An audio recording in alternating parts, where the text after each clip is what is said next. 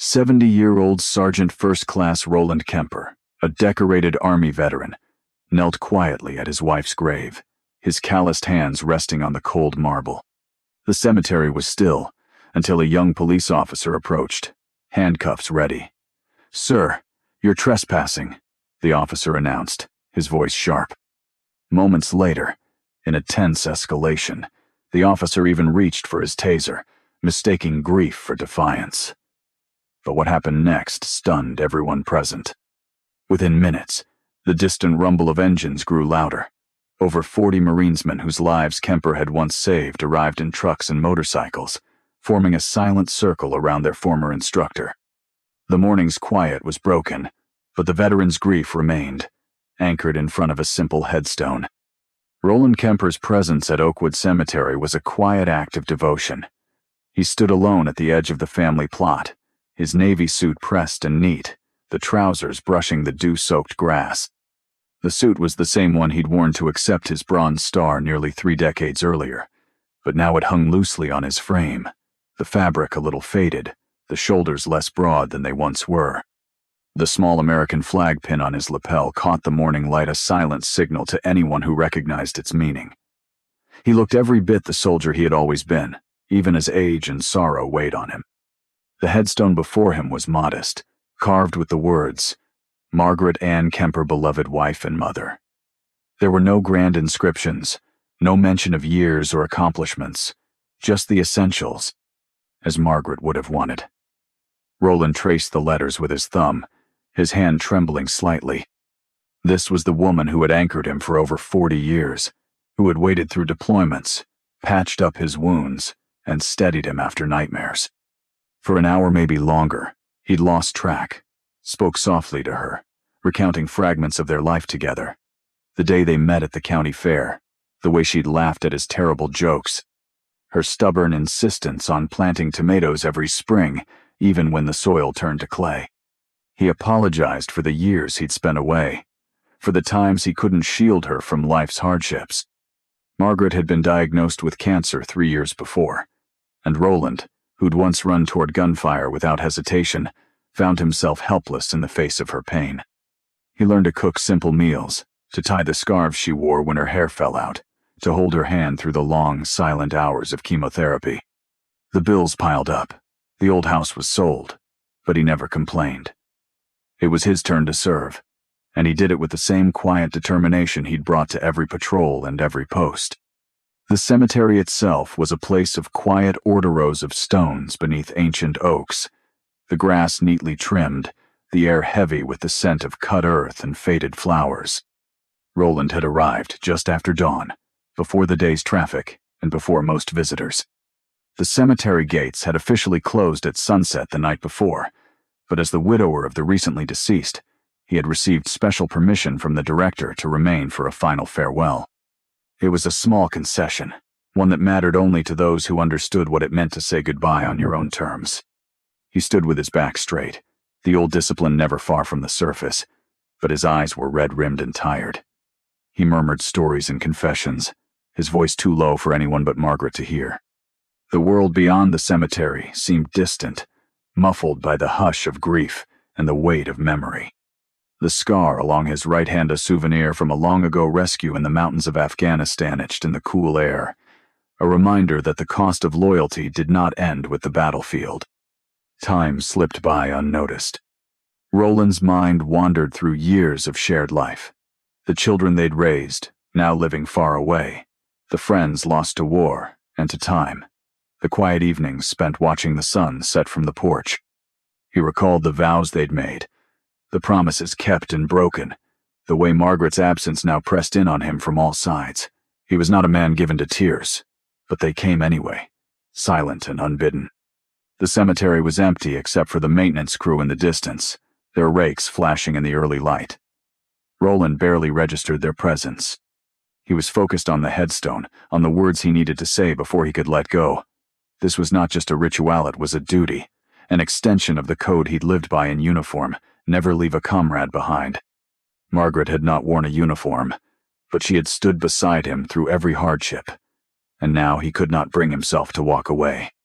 He knelt for a while, the damp grass soaking through his trousers, his hands pressed flat against the cold granite. He spoke to her as if she might answer, telling her about the grandchildren she would never meet, about the neighbors who had brought casseroles and kind words. He whispered his regrets, his gratitude, his love. Each word was a small act of resistance against the finality of loss. Eventually, the sun climbed higher, casting long shadows across the headstones. Roland stood, wincing as his knees protested, and brushed the dirt from his palms. He looked around, taking in the quiet beauty of the place. The world felt suspended, the ordinary rules of time and duty set aside for this brief moment. He was so absorbed in his farewell that he did not notice the patrol car pulling up near the cemetery's entrance. The crunch of tires on gravel sounded far away, barely intruding on his private vigil. He did not see the young officer step out, adjusting his duty belt and scanning the grounds with a practiced eye. Roland remained at the grave, lost in thought, unaware that his solitude was about to be interrupted. The officer's footsteps approached, measured and purposeful. Roland heard them only when they were close, and he straightened instinctively, his posture shifting from grief to something more guarded. The officer paused a few yards away, hesitating before speaking. Roland did not turn around. He rested his hand on the headstone, feeling the roughness of the engraving beneath his fingertips. A quiet tension settled over the scene. The cemetery, once a place of refuge, now felt exposed. Roland understood, in some distant part of his mind, that he was here after hours, that the rules did not bend for personal sorrow. Still, he had been granted permission, and he had no intention of leaving until he was ready. The officer's presence was an intrusion, but Roland tried to keep his tone calm as he acknowledged him. He did not expect trouble. He did not expect to be challenged or questioned. But the world had changed in ways he could not always understand, and grief, he knew, did not grant immunity from misunderstanding. As the officer drew closer, Roland braced himself for a conversation he did not want to have, his hand never leaving the stone that marked the boundary between memory and loss. The morning air grew heavier, the silence broken only by the distant sounds of the city waking up. Roland took a slow breath, steadying himself. The moment of quiet reflection was over. Someone else's sense of order was about to intrude on his grief. He turned at last to face the young man in uniform, his eyes clear but weary, ready to explain himself if he had to. And so, as the officer approached, the story shifted from a veteran's private mourning to a confrontation neither man had anticipated. Officer Danny Morrison stepped out of his cruiser, the morning sun catching the edge of his badge. At 23, he was still new to the force, 8 months in, eager to show he could handle any situation that came his way. The call had come through dispatch as a possible trespasser at Oakwood Cemetery. Morrison's training echoed in his mind. Private property, posted hours, enforce the rules. His hand hovered near his belt as he scanned the grounds, searching for any sign of trouble. He spotted the old man near the far row of headstones, kneeling with his back straight, hands resting on a grave. Morrison's first thought was of a vagrant, someone lingering after hours. His posture shifted, shoulders squaring as he approached, every movement calculated to project authority. Morrison's boots crunched on the gravel, and he cleared his throat, waiting for acknowledgement. "Sir, the cemetery is closed until 8, he called out, voice firm, rehearsed. Roland Kemper didn't move at first. He kept his eyes on the headstone, lips moving in a quiet prayer. Morrison took a few steps closer, impatience tightening his jaw. "You need to leave now," he repeated, a little louder. The old man finally looked up, eyes red but steady, his suit jacket hanging loose on his thin frame. "I'm visiting my wife," Kemper said, voice roughened by age and grief. Morrison glanced at the gray fresh earth. No flowers, the kind of loss you could feel in the air. Checking his watch, Morrison reminded himself that the rules were clear. "I understand, sir, but it's after hours. You're trespassing." He kept his tone clipped, unwilling to let sentiment cloud his judgment. Morrison's training hadn't prepared him for moments like this. moments where the line between compassion and control blurred. Still, he was determined to do things by the book. Kemper turned back to the grave, murmuring something Morrison couldn't make out. The silence stretched, heavy with unspoken words. Morrison's hands fidgeted at his sides. He hadn't handled anything like this before, not in the academy, not on his previous calls. Most of his experience had been routine: traffic stops, noise complaints, shoplifting at the corner store. This was different. Here was a man who radiated both dignity and sorrow, and Morrison felt the pressure to act decisively. "Sir, I won't ask again," Morrison said, his voice rising. When Kemper didn't respond, Morrison's sense of control began to slip.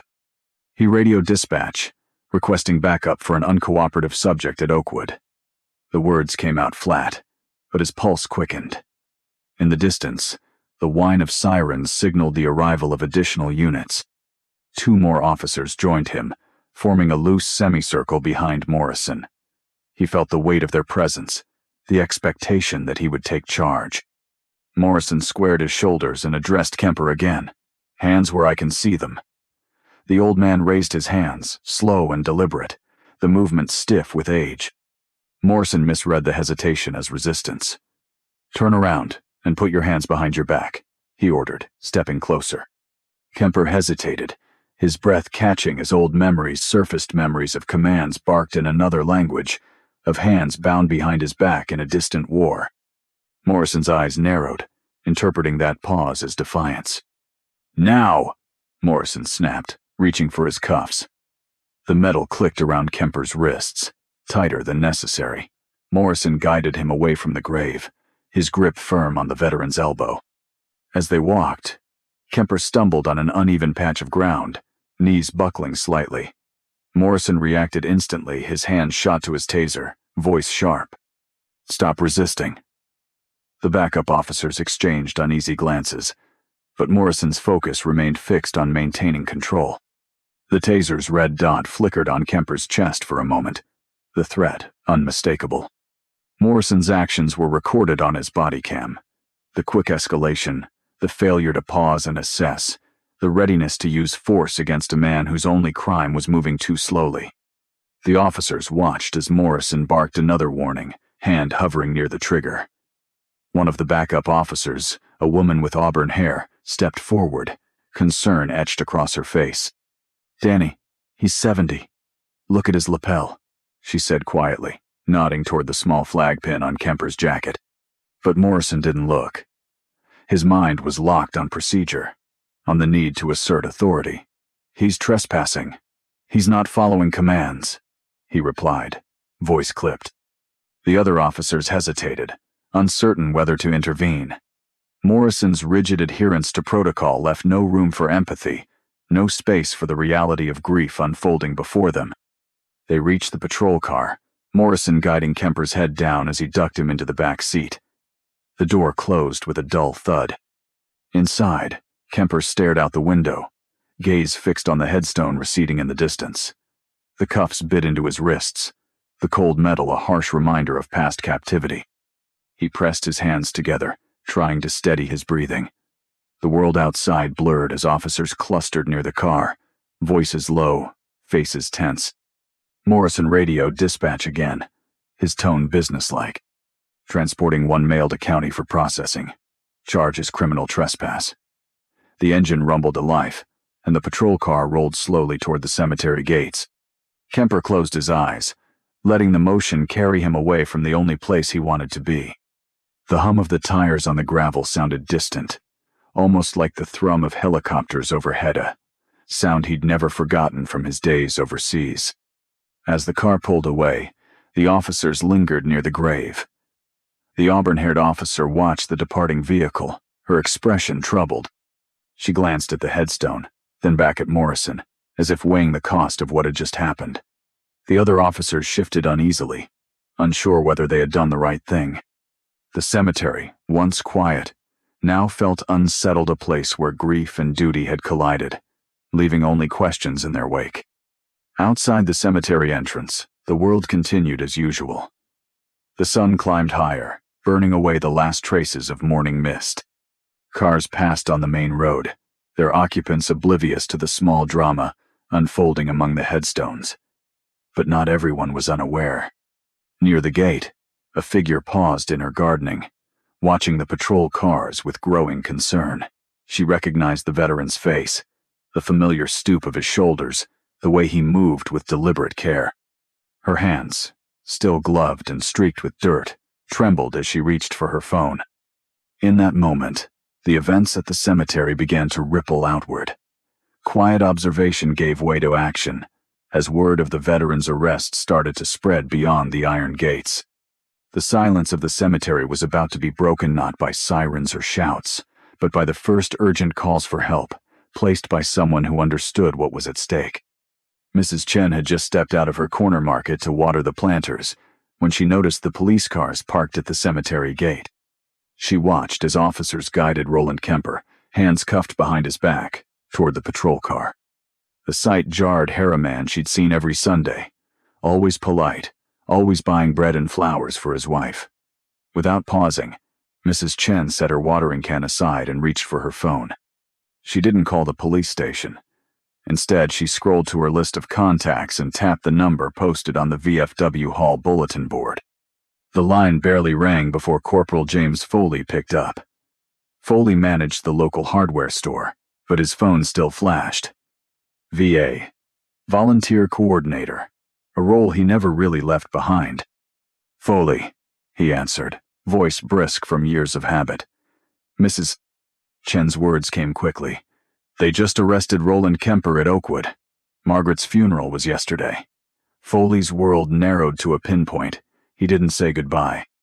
He grabbed his keys, phone pressed to his shoulder, and moved toward the back office. With his free hand, he dialed his next call. Lieutenant Danica Ruiz answered on the first ring. She taught science at the middle school now, but her voice still carried the clipped command of someone used to giving orders. "What's wrong?" she asked, already sensing urgency. "It's Kemper, cuffed at Oakwood, just after Margaret's service." Ruiz's hand tightened around the phone. She dropped her lesson plan onto the desk, murmured something to a colleague, and was already reaching for her motorcycle helmet. "I'll be there," she said. Foley's third call went to Sergeant Major Eli Hassan, who drove city buses on weekdays and never missed a VFW meeting. Hassan listened, silent, then ended the call and scrolled to his group chat titled, "Band of Brothers." His message was simple. Kemper needs us. He didn't need to explain further. Within seconds, replies began to flash on the screen. Messages pinged across the network, some brief, some just a thumbs-up emoji. The chain of contact was set in motion. Tommy Rodriguez, a young Marine who'd met Kemper at the VFW Hall, was among the first to see the alert. He'd always admired the older man's calm presence, the way he listened more than he spoke, the stories he'd shared about Margaret's strength during her illness. Tommy didn't hesitate. He called 2 Marines from his old unit, and within moments, the message spread. "A brother is in trouble. Brothers don't abandon each other." That phrase echoed from one phone to the next, a silent rallying cry. The responses were immediate and decisive. A contractor dropped his tools mid-project, wiping his hands on his jeans as he headed to his truck. A paramedic handed off his shift to a colleague, barely pausing to explain. A college professor canceled his afternoon lecture with a single line, "Family emergency," and locked his office door. They didn't explain further. The meaning was understood. Rodriguez's wife tossed him his dress blue jacket through the window as he hurried to his truck. He caught it by the collar, the gold buttons cool against his palm. "Bring him home," she said. He nodded, already pulling out of the driveway. Ruiz zipped up her leather jacket and swung a leg over her Harley, the engine rumbling to life. Hassan parked his empty bus at the depot and jogged toward the lot, where Foley's truck was already idling. No one needed to discuss a plan. They'd all been trained for moments when action mattered more than words. Every man and woman who received the call remembered what Kemper had done for them, lessons in discipline, in courage, in how to carry yourself through hardship. They remembered stories from his service, The Bronze Star, earned in Afghanistan for pulling wounded men to safety, the quiet way he'd checked in on families left behind, the advice he'd given to anyone who asked. The memories were personal, but the sense of duty was collective. For many, Kemper had been the one steady presence when everything else seemed uncertain. He'd taught them how to shave, how to balance a checkbook, how to write a letter home. He'd been there at promotions, at funerals, at every crossroads. Now, as word spread, the network of Marines and veterans responded with the same urgency they'd learned in uniform. Vehicles began to converge from all directions. Foley's truck sped down Main Street, Ruiz weaving through traffic on her motorcycle, Hassan riding shotgun in a borrowed pickup. At the bus depot, a handful of men in dress blues piled into cars, leaving behind unfinished tasks and unanswered questions. The convoy grew with each passing minute. Trucks, motorcycles, sedans, all heading for Oakwood Cemetery. Somewhere along the route, Rodriguez pulled over long enough to change into his dress blues. He buttoned the jacket with steady hands, straightened his tie, and checked the mirror.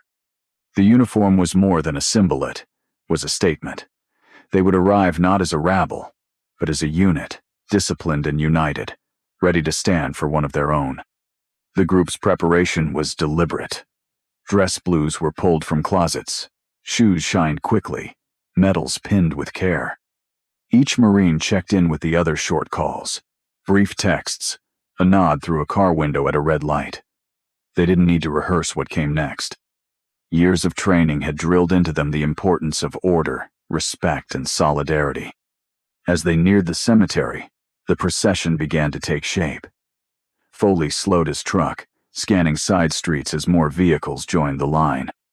Ruiz took the lead, her motorcycle's headlight cutting through the late morning haze.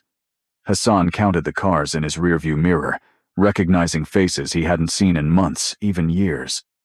The convoy moved as one, each driver matching speed, headlights on, hazard lights flashing. Inside the patrol car, Roland Kemper sat quietly, his gaze fixed on the cemetery gates receding behind him.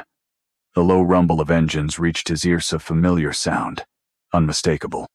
He turned his head, catching a glimpse of the growing line of vehicles in the mirror. The officer driving the car glanced back, uncertainty flickering across his face.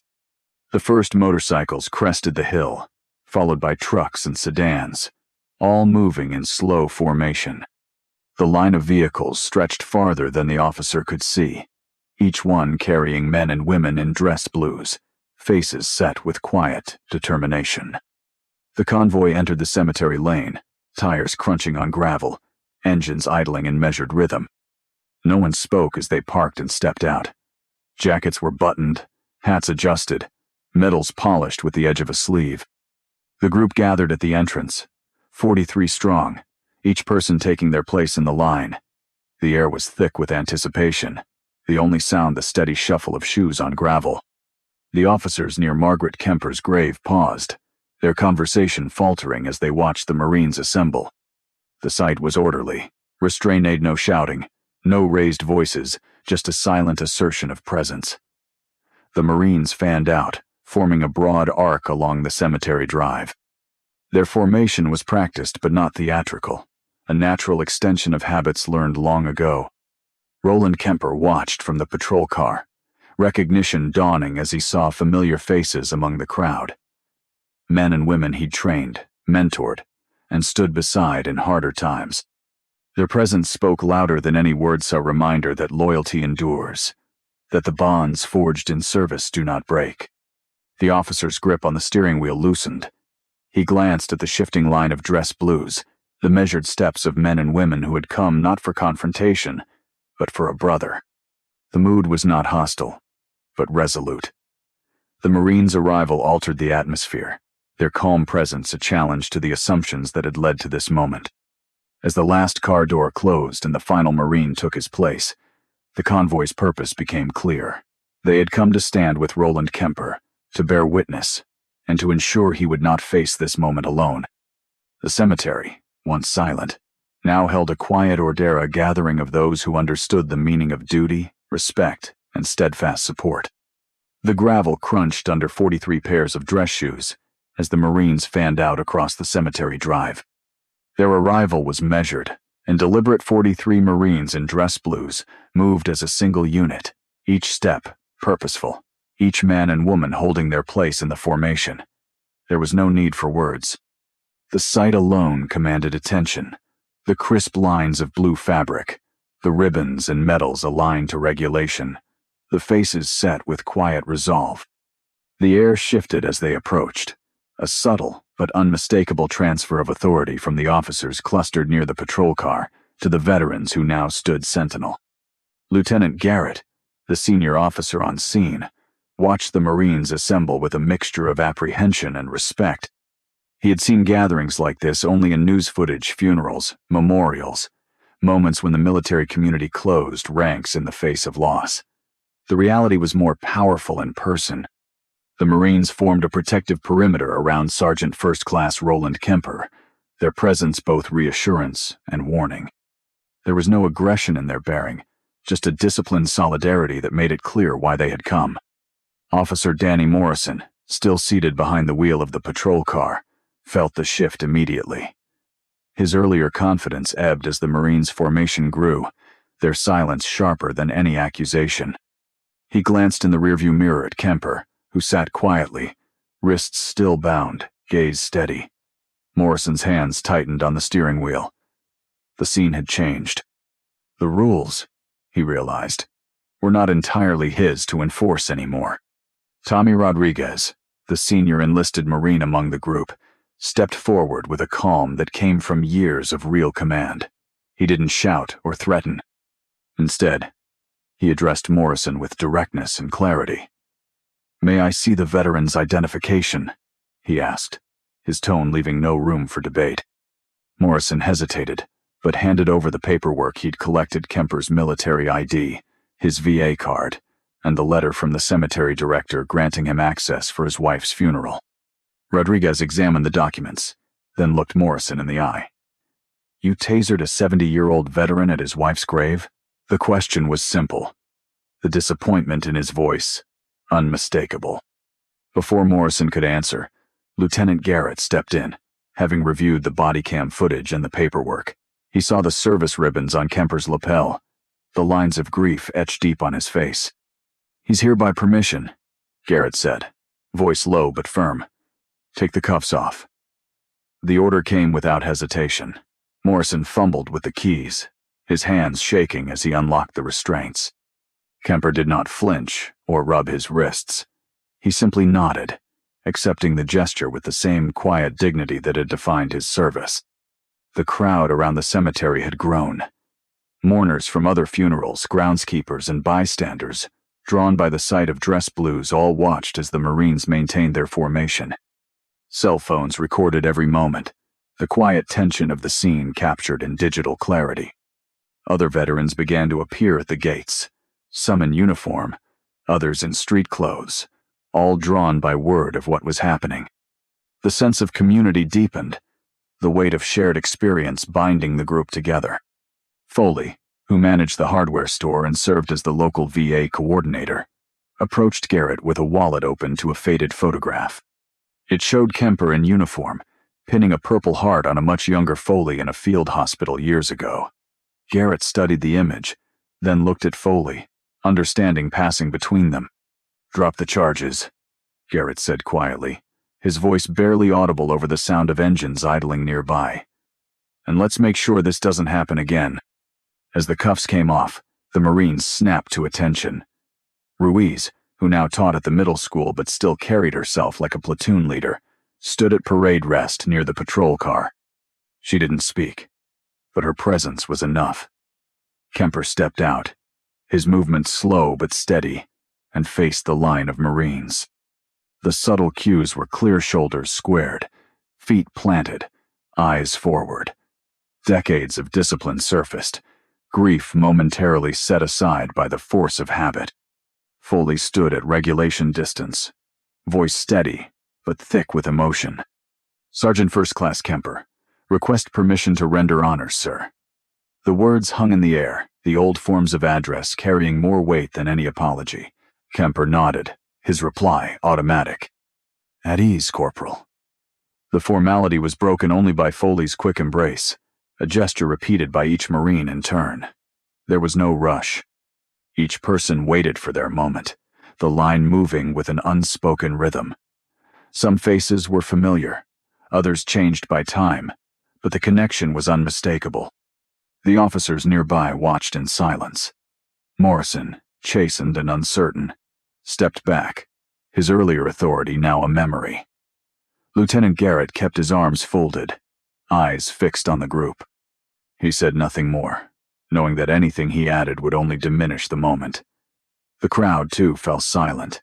The only sounds the click of cameras and the distant hum of traffic beyond the cemetery walls. Kemper walked back toward his wife's grave, the Marines falling in behind him. They gave him space, forming a loose arc 10 paces back, their presence a shield against further intrusion. Ruiz stood between the headstone and the officers, arms crossed, her stance making it clear that no one would disturb this final farewell. The crowd respected the boundary, watching as Kemper knelt by the grave, his hand resting on the cool stone. The cemetery grew quiet. Even the birds seemed to pause, the usual sounds of the morning replaced by the hush of collective respect. The Marines stood at ease, their posture relaxed but attentive. Kemper's voice was too low to hear, but the emotion in his posture was unmistakable. He spoke to his wife, the words private, the moment his alone. After a time, Kemper rose, straightening his jacket. The Marines responded instinctively, spines straightening, eyes forward. He turned to face them, his expression composed. "Form up," he said, his voice steady. The group moved as one, 43. Marines falling into formation, Kemper at the center. They walked together toward the cemetery gate, the line of uniforms drawing every eye. At the gate, Ruiz handed Kemper a small brass objectus belt buckle, returned without ceremony. He fastened it in silence, the gesture simple but meaningful. The group moved out, their steps measured, their purpose clear. No one spoke. There was nothing left to say. As they exited the cemetery, the crowd parted to let them pass. The sense of order restored, the tension of the morning replaced by something quieter and more enduring. The Marines' presence had changed the outcome, but it was the memory of service, of loyalty and sacrifice, that lingered in the air. The story of what happened at Oakwood Cemetery would spread among the officers, the veterans, the families who witnessed it. For those who knew Kemper, the day would become another chapter in the long history of his influence. The men and women who had come to his side would remember not just the confrontation, but the reason they answered the call. What brought them together that morning was more than duty. It was the legacy of a man whose standards had shaped them, whose discipline and compassion had left a mark that time could not erase. As the Marines departed, the quiet order of their departure hinted at stories beneath the surface histories of hardship, loyalty, and the bonds formed in the crucible of service. Those stories began long before the events at Oakwood, in places far from the quiet rows of headstones. They started in training grounds, in distant deployments, in moments when the outcome was uncertain and character mattered most. The men and women who stood with Kemper that day had all learned those lessons firsthand. And for each of them, the memory of that training and the man who delivered it remained as vivid as the morning they first met him. A legacy isn't measured by medals or rank, but by the way a person shapes the lives of those around him. For Roland Kemper, the weight of his service lingered in every interaction, every lesson passed on, and every act of quiet loyalty that followed him long after the uniform was folded away. His story was more than the sum of battles fought, or honors earned. It was written in the lives he touched, in the habits and values that endured in the men and women who now stood vigil at Oakwood Cemetery. Kemper's 12 years in the Army were marked by a steady adherence to discipline and a deep sense of responsibility for his fellow soldiers. He enlisted straight out of high school, a tall, quiet young man from a small town, and quickly found himself shaped by the demands of military life. The Army became his world, its routines and expectations molding his instincts. His leadership style was direct and unwavering, He expected as much from his men as he did from himself. The discipline he maintained was not about punishment, but about creating a sense of trust and reliability, a promise that every man in his unit could count on the others when it mattered most. That promise was tested in the chaos outside Haditha. The convoy's lead vehicle was hit by an explosion, throwing the column into confusion as gunfire erupted from the tree line. Kemper was in the second truck, and as soon as the dust cleared, he scrambled out, moving instinctively toward the cries for help. He found 3 men pinned down and bleeding badly, the enemy's fire raking the ground around them. Ignoring the bullets snapping overhead, Kemper dragged each wounded man to cover, using his own body as a shield. He applied tourniquets with hands that barely trembled, keeping up a steady stream of quiet encouragement. Only when the last soldier was loaded onto the medevac did Kemper allow himself to collapse behind the armored wheel well, breath ragged, uniform soaked in sweat and blood. For this, he earned the Bronze Star, a recognition of valor, but to Kemper, it was simply what the job required. After his injury forced a medical retirement, Kemper returned home and built a life that reflected the same principles. He spent decades working construction, helping to raise community centers, libraries, and schools. He was the kind of man who showed up early, stayed late, and never cut corners. His coworkers learned quickly that he would not tolerate shortcuts or excuses. At the same time, he was the first to offer help a ride to work, a loan for a broken-down truck, a silent presence at a funeral. These small gestures were never broadcast, but they became part of his reputation, a kind of quiet currency that paid dividends in trust and respect. The Marines who gathered at Oakwood had served under Kemper's guidance after he joined the reserves as a training instructor. They remembered the way he drilled them on the basics: attention to detail, accountability, the importance of looking after one another. His instructions were clear and consistent, his expectations high but never arbitrary. He taught by example, never asking more than he was willing to give.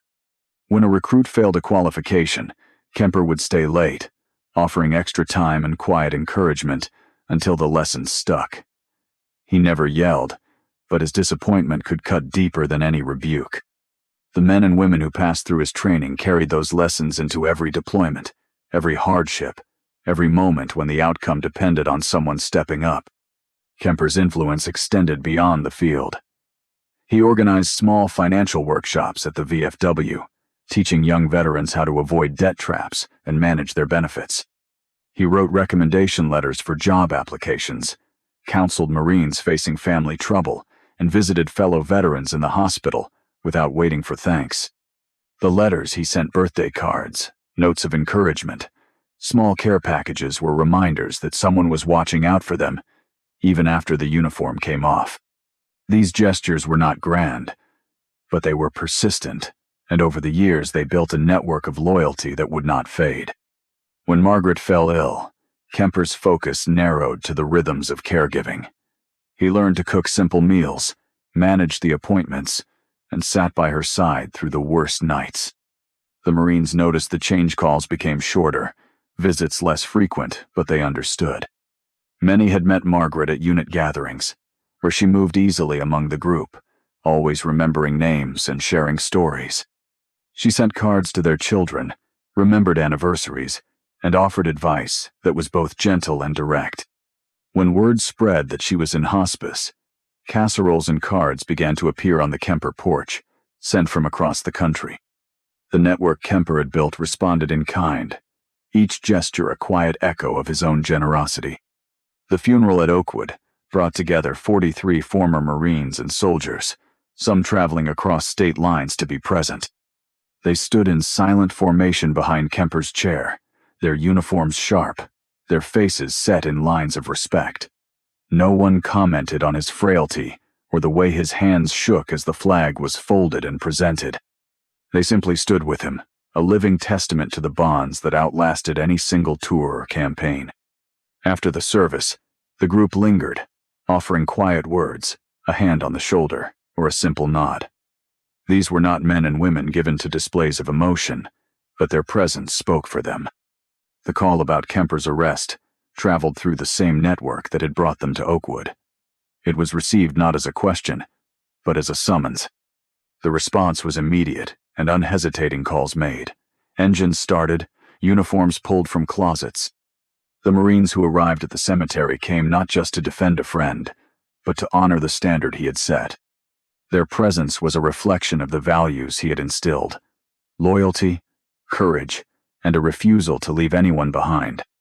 They understood instinctively that this was not just about one man's grief, but about the principle that had guided their own lives. In the hours after the confrontation, the Marines kept watch at the cemetery. They rotated shifts, brought coffee, and maintained a quiet perimeter so Kemper could say his final goodbye without interruption. Their discipline held, but there was a gentleness in their actions, a recognition that strength sometimes meant simply standing by, asking nothing, and waiting as long as needed. Kemper accepted this support without words.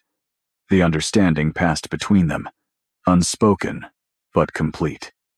As the sun set and the cemetery emptied, Kemper rose from his wife's grave and walked toward the assembled group.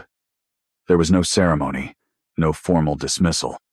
He paused, looking at the face solder now, marked by time but still carrying the imprint of the training and expectations he had set. He offered a nod, a brief word, and the group dispersed, each person returning to their own life, carrying with them the memory of what it meant to stand together when it mattered. The story of Kemper's legacy would be told in small ways, in the habits of those he trained, in the stories shared at reunions, in the quiet confidence of men and women who knew they had someone in their corner. His influence was not limited to a single act of heroism or a moment of crisis.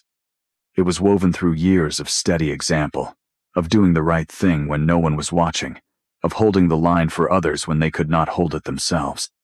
As the last car left the cemetery and the engines faded, a sense of calm settled over the grounds. The day's events had stirred memories and emotions, but they had also reinforced the bonds that held this community together. Kemper's legacy was not just in the medals or the stories of battle, but in the enduring sense of responsibility and care that shaped the actions of those around him. Even as the dust settled and the cemetery returned to its quiet order, the impact of what had happened lingered in the minds of everyone present. The events at Oakwood would soon draw the attention of others, prompting questions, explanations, and a reckoning with what loyalty and service truly mean. The hours that followed the incident at Oakwood Cemetery brought a quiet shift across the town. The police captain arrived not long after the last of the Marines had formed their line. He took in the Sinea line of 43 Marines in dress blues, a veteran kneeling at his wife's grave, and Officer Danny Morrison standing rigid by his patrol car. The captain's first act was simple. He ordered all units to stand down. He didn't offer apologies or explanations. Instead, he stood beside Roland Kemper, removing his hat and waiting until the old soldier had finished his farewell. Behind the scenes, the department moved quickly to contain the fallout. All body camera footage was locked down, pending review. The cemetery director, Alan Vickers, produced the paperwork showing Kemper's special permission to visit outside normal hours, courtesy extended to all recent mourners, which Morrison had failed to check. The trespassing charge was erased from the system, before Kemper even rose from the graveside. By midday, the department's public information officer was preparing a statement that emphasized the importance of officer discretion and community trust, but the tone was somber. The reality was clear. A mistake had been made, and it would not be buried quietly. Alan Vickers spoke with local reporters, confirming that Kemper had every right to be on the grounds. He produced the visitor log and explained the long-standing policy, allowing recent widows and widowers to visit at dawn. "This isn't new," he told the cameras, his voice tight. "Officers are supposed to check with us before making arrests on our property." The director's words, clipped and direct, left little room for doubt. Later, his secretary admitted she'd sent a reminder email to the police department about the policy only weeks before. The message had gone unread. Officer Morrison spent the afternoon in the captain's office, reviewing his body camera footage frame by frame. The video showed Kemper's slow, careful compliance, a man moving stiffly, not out of defiance, but age and grief. Morrison's voice on the recording was sharp, his commands clipped, and his escalation unnecessary. The footage caught the moment Morrison reached for his taser and the two tight cuffs, as well as Kemper's quiet, "I'm not resisting," as the officer barked orders to the others. By the end of his shift, Morrison was placed on administrative leave pending a full internal affairs investigation. He had served just 8 months on the force. His union representative advised him to avoid speaking with the reporters gathering outside the station. The department's internal review moved swiftly. Morrison's actions were scrutinized by supervisors, who recognized the public relations crisis now facing the department. The other officers involved were also questioned, their roles in escalating the situation examined closely. It became clear that the incident was not simply a matter of one officer's error, but a failure of process and empathia, reminder of the importance of accountability within law enforcement. As news of the arrest spread, the community's response was immediate and visible. Local news stations ran segments on the incident, describing it as a stark example of authority misapplied and the risks of failing to exercise empathy. Social media amplified the story, and within days, Kemper received hundreds of letters from veterans and civilians across the country. Some wrote to thank him for his service, others to express outrage at his treatment, and many to offer support. The letters arrived in bundles, handwritten and typed, each one a small gesture of solidarity. The public outcry underscored how deeply the event had resonated beyond Oakwood, turning it into a symbol of both the pitfalls of unchecked authority and the impact of collective action. For Kemper, the aftermath brought both relief and exhaustion. The handcuffs were removed at the cemetery, and he was able to complete his farewell at Margaret's grave, surrounded by the Marines he had once trained. The simple act of being allowed to say goodbye in peace became a crucial step in his grieving process, a moment of closure that had almost been denied.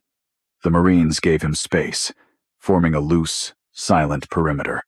Some leaned against motorcycles, others sat quietly nearby, all keeping watch in their own way. They coordinated among themselves, making sure Kemper would have support in the weeks to come. The lessons he had taught them about follow-through, about looking after your own, were now turned back toward him. When Kemper finally stood and made his way to the cemetery gate, the Marines fell in beside him. They didn't ask if he needed help, but their silent presence made it clear that he wouldn't have to walk alone. At a quiet diner later that day, the group gathered around a cluster of pushed-together tables. The waitress, a Navy veteran herself, brought Kemper his coffee without asking. "Heard what happened," she said quietly, setting the cup down. Kemper's hands trembled, but his voice was steady as he thanked her. The small gesture was one of many that die a reminder that respect was not just shown in grand displays but in the ordinary kindnesses that followed. The impact of the incident reached far beyond the cemetery gates. Department policy was reviewed, and within weeks, revised to require supervisor sign-off before arresting anyone over the age of 65 for minor infractions. The new rule was posted in every squad car and read aloud at roll call. The cemetery also installed a new brass plaque at the entrance, listing visitation policies in bold, clear language. Laminated copies were sent to the police department, ensuring that no officer could claim ignorance again. Kemper found himself at the center of a conversation he had never sought. The town's veteran services coordinator asked him to lead a workshop for local officers, focusing on how to communicate with veterans and others in vulnerable emotional states. He agreed, but with one condition: that Morrison be allowed to attend the sessions rather than be dismissed outright. He made a mistake, Kemper told the police chief. But I've trained enough young men to know the difference between malice and inexperience. The training sessions became a place for honest discussion, with Kemper using body camera footage to show how a moment's pause or a softer word could have changed everything. Officers listened, sometimes uncomfortably, but often with a new sense of responsibility. In the weeks that followed, Kemper's life settled into a new rhythm. He returned to the cemetery at dawn, always alone, sometimes bringing coffee to leave on Margaret's headstone.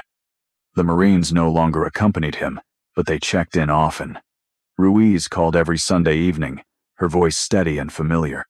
Foley stopped by the hardware store to help with repairs, which usually ended with coffee or a shared beer in the garage. The bonds forged in service endured, strengthened by the trial they had faced together. Letters continued to arrive, some from people Kemper had never met. Veterans from other towns wrote to share their own stories of misunderstanding and grace, of grief, and the ways communities had come together to set things right.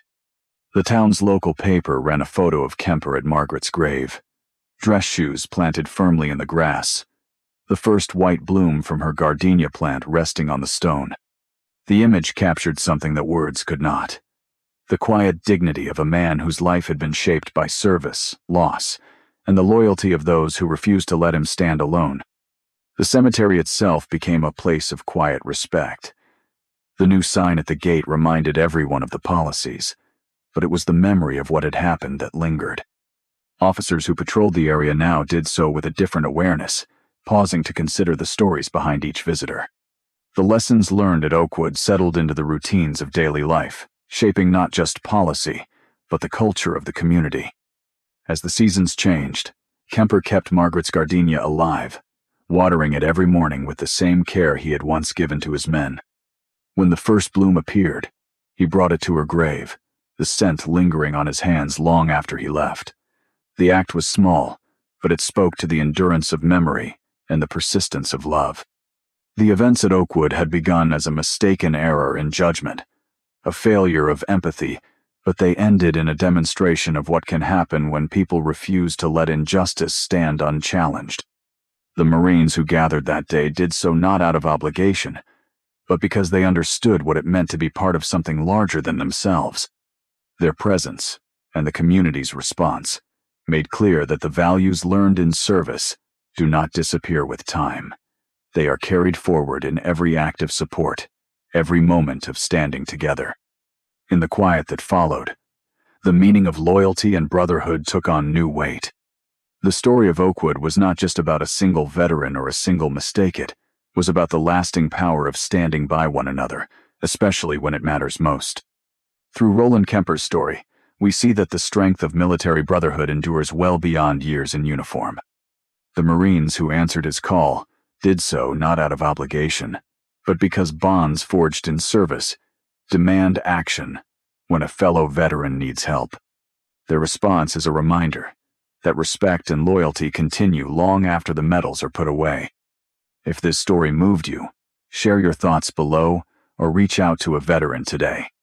On this Veterans Day, let's honor those who have served by supporting veteran organizations, volunteering, or simply listening to the stories that shape their lives.